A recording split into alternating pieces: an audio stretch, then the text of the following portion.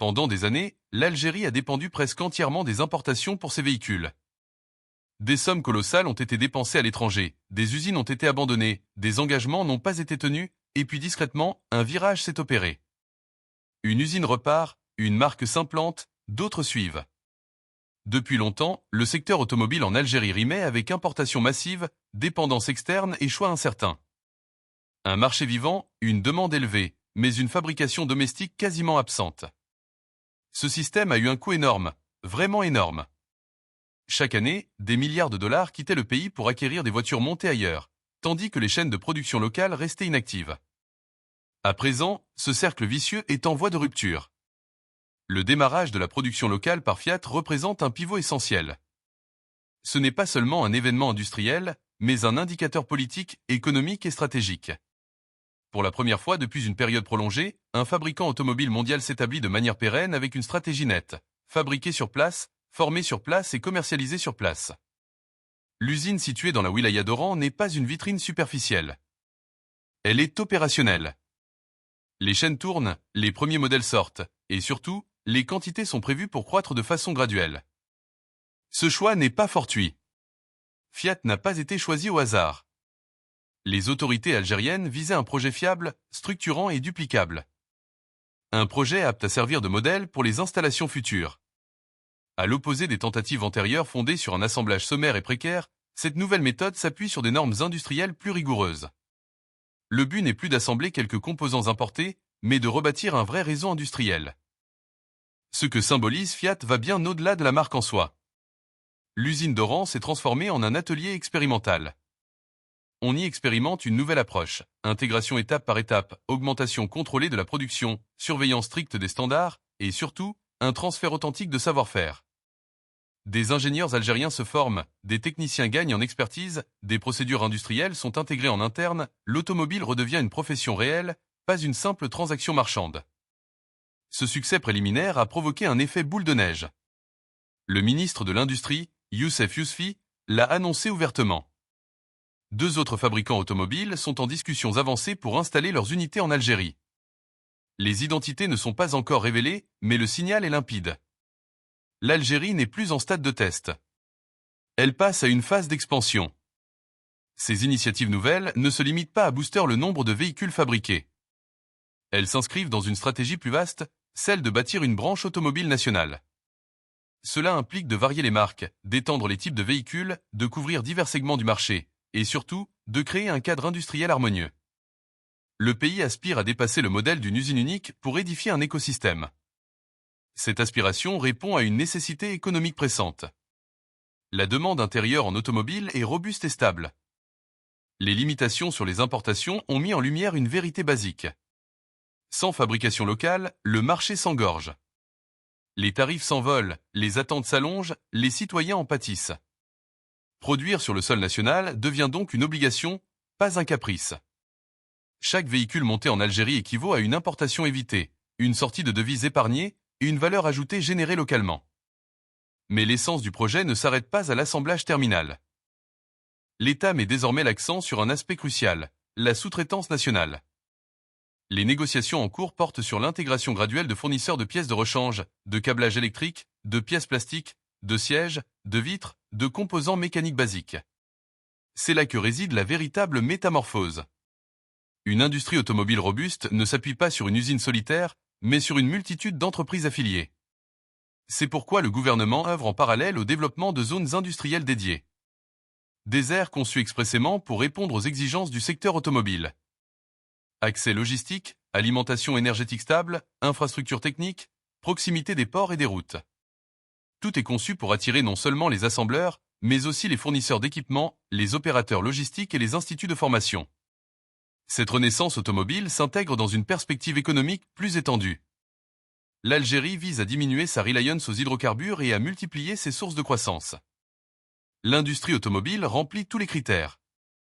Génération massive d'emplois, élévation des compétences, potentiel d'exportation régionale et stimulation de l'innovation.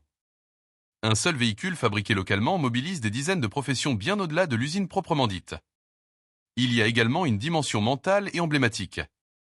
Fabriquer des voitures en Algérie, ce n'est pas juste produire un article de consommation, c'est réaffirmer une aptitude industrielle. C'est démontrer que le pays peut héberger des projets sophistiqués, adhérer à des normes internationales et maintenir des rythmes industriels. C'est rétablir une crédibilité longtemps ébranlée. Ce premier épisode instaure donc une nouvelle donne. L'automobile n'est plus un leurre industriel en Algérie. Elle se mue en un pilier en édification. Fiat a tracé la route. Deux autres assembleurs sont sur le point d'emboîter le pas. Les zones industrielles se préparent. La sous-traitance locale s'organise, et surtout, l'État ne parle plus d'engagement mais de chaîne de production en marche. Si la reprise de la production automobile signe une cassure, le vrai défi se trouve ailleurs. La mise en place d'un écosystème industriel intégral. L'erreur d'hier a été de penser qu'une usine isolée suffisait à forger une industrie. Aujourd'hui, la tactique a évolué. L'objectif n'est plus d'assembler mais d'intégrer. Au centre de cette nouvelle méthode se situe la sous-traitance locale. Sans prestataires nationaux, aucune industrie automobile n'est soutenable sur la durée.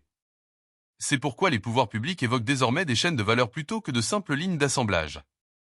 Les pourparlers actuels avec les fabricants incluent des taux d'intégration croissants, des engagements de sourcing local et des alliances avec des PME algériennes aptes à produire des éléments vitaux.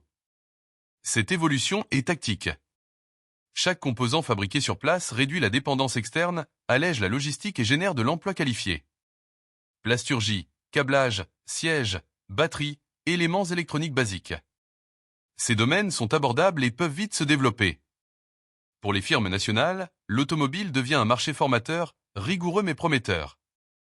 Pour soutenir cette impulsion, l'État parie sur des zones industrielles spécialisées. Ces lieux ne sont pas de banals terrains aménagés. Ils sont imaginés comme des pôles industriels unifiés, équipés d'infrastructures logistiques, énergétiques et numériques conformes aux standards mondiaux. L'idée est de minimiser les obstacles, fluidifier les échanges et proposer aux investisseurs un cadre fiable et anticipable. La formation occupe aussi une place pivot.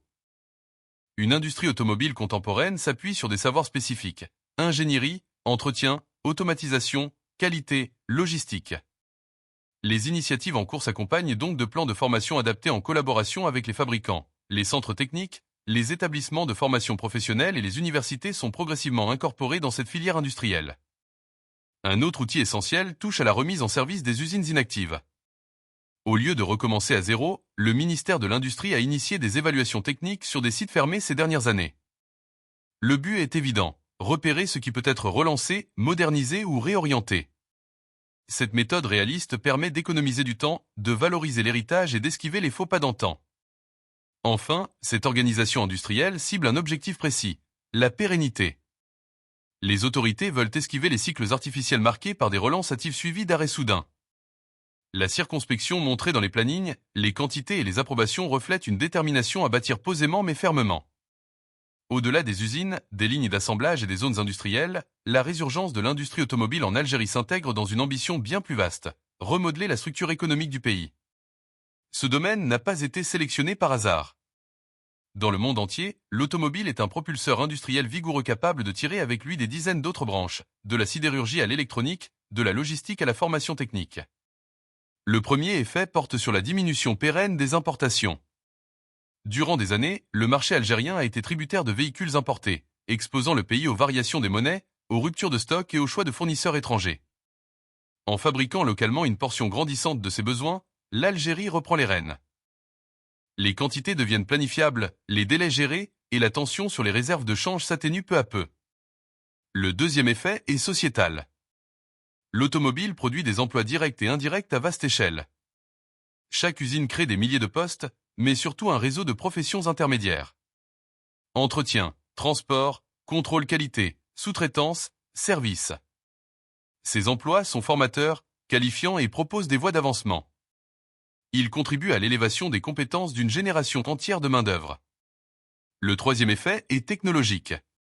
En recevant des fabricants mondiaux, l'Algérie accède à des niveaux industriels supérieurs.